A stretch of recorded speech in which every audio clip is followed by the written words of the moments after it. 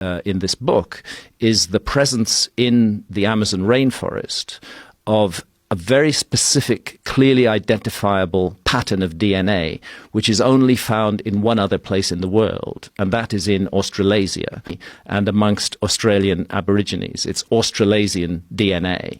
Now, in South America? Not only in South America, but in the depths of the Amazon rainforest, amongst tribes who've only been contacted in the last 20 or 30 years. When Graham Hancock came to Australia, and we had him out on country 6 days, the first thing he wanted to go and see was not Carrion, not the Standing Stone site, but the Gympie Pyramid. And when he went there, he was really animated. I remember one stage he went to a wall, didn't he, Evan? And pointed to that wall and he said, that comes straight out of South America. This is amazing, it's legitimate. It is legitimate.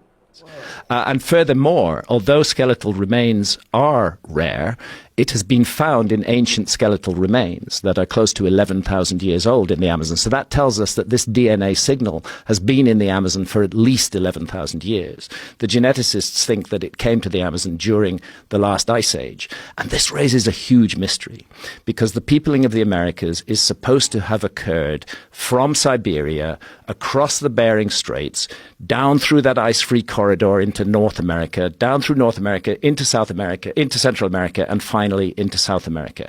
If that was the whole story, then we would find this DNA signal in North America and in Central America. We would not find it only in the Amazon.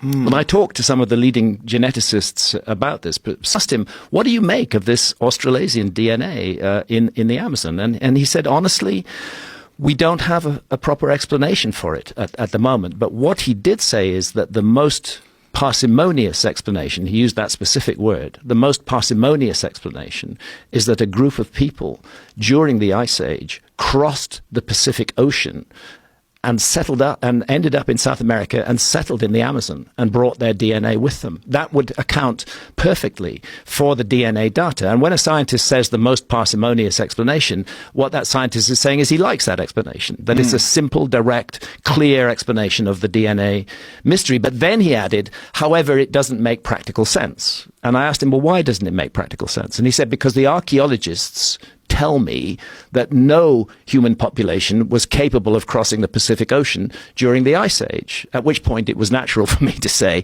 do you really trust the archaeologists?